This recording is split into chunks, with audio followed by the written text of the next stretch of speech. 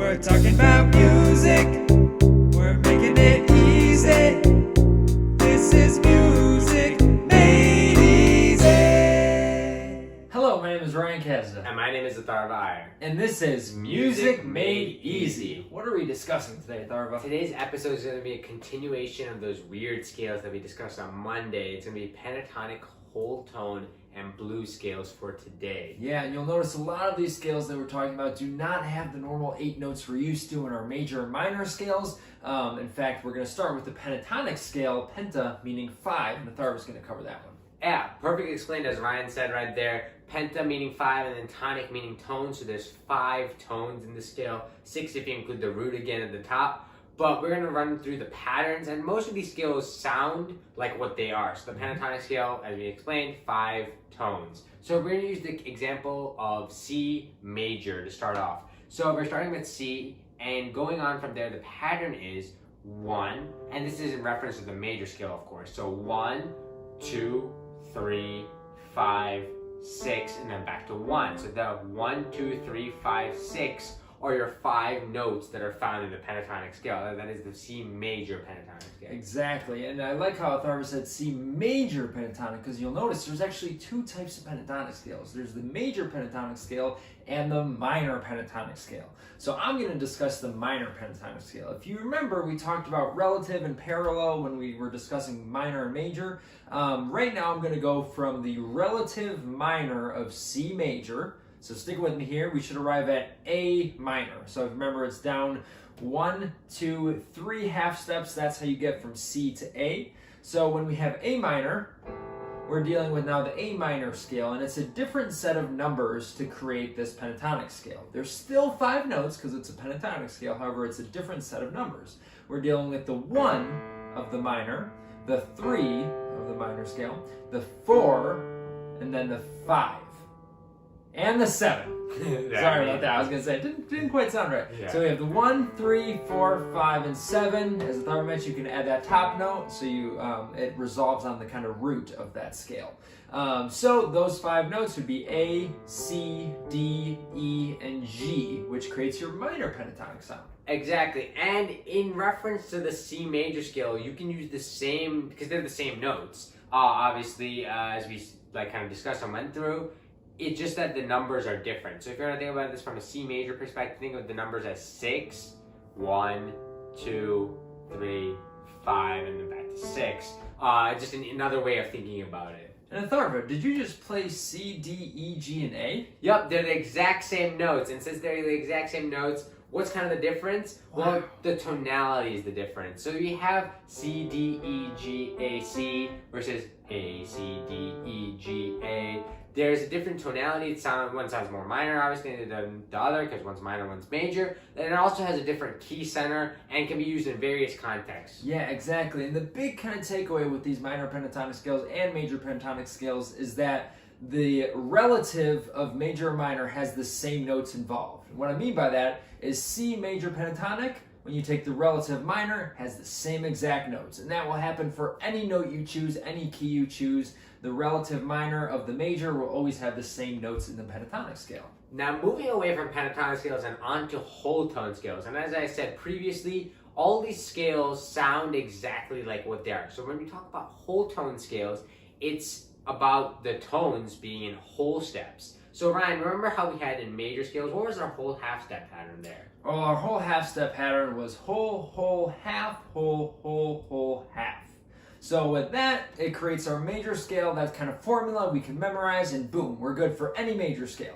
But the formula for a whole tone scale is quite easy because it's all whole steps. Yep. And so starting off at C, we have just all whole steps. So we start at C. So C to D is our first whole step. D to E, E to F sharp to G sharp to A sharp, and then back to C. There's not that typical every note has to be involved. The accidentals kind of vary throughout.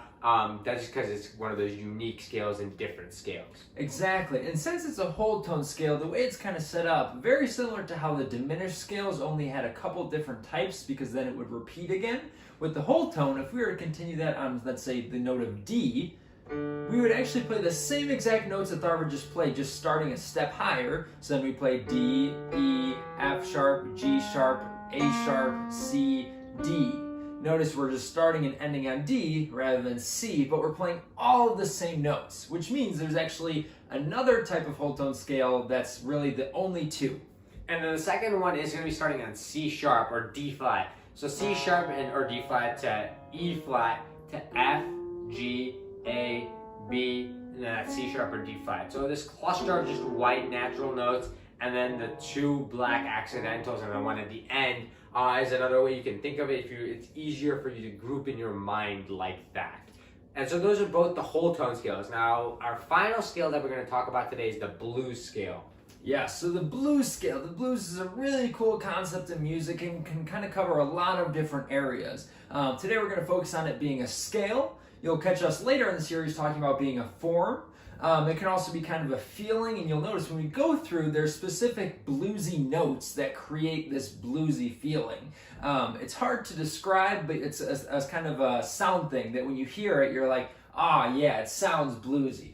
And it's actually very similar to one of our other scales. It's very similar to our minor pentatonic scale. So I'm actually going to go ahead and play the blues scale first, and then we'll compare it to how it sounds to the minor pentatonic scale. So the blues scale is constructed as follows, using the same C. So we have C, then the flat 3, so it's E flat, then F, then the sharp 4, which is F sharp, then the 5, which is G, the flat 7, which is B flat, and then back to C. So playing through,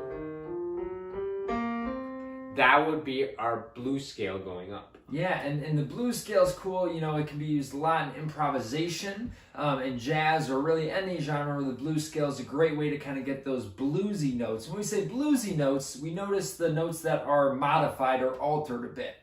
For example, if we were to compare that scale that Atharva just played to the major scale, you notice it had that flat 3, it have the sharp 4 or flat 5, and then it have the flat 7.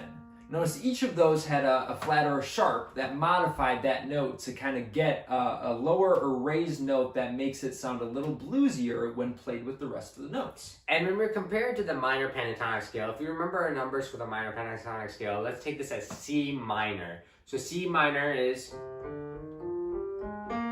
And then if we do the notes based on the minor pentatonic scale, it'd be 1, 3, 5, 6, 7, 1, which is exactly like the blues scale, but without the sharp 4. So that sharp 4, which Ryan was mentioning, how it's adding this blues concept, a little more like twang to the sound, that is also what separates it from some of the other scales. Exactly, and that just about wraps up the video for today. We covered kind of 3 main scales, starting with the pentatonic scales. We talked about the major pentatonic, the minor pentatonic. These are, you know, widely known scales used in all forms of music, and you'll hear it a lot in kind of different riffs, especially in pop music, different kind of melodic lines and orchestral music. It's a very kind of useful scale for many different musical situations. And then we jump to the whole tone scales, which there are only 2 of those because the pattern repeats, as we know, in a whole step pattern.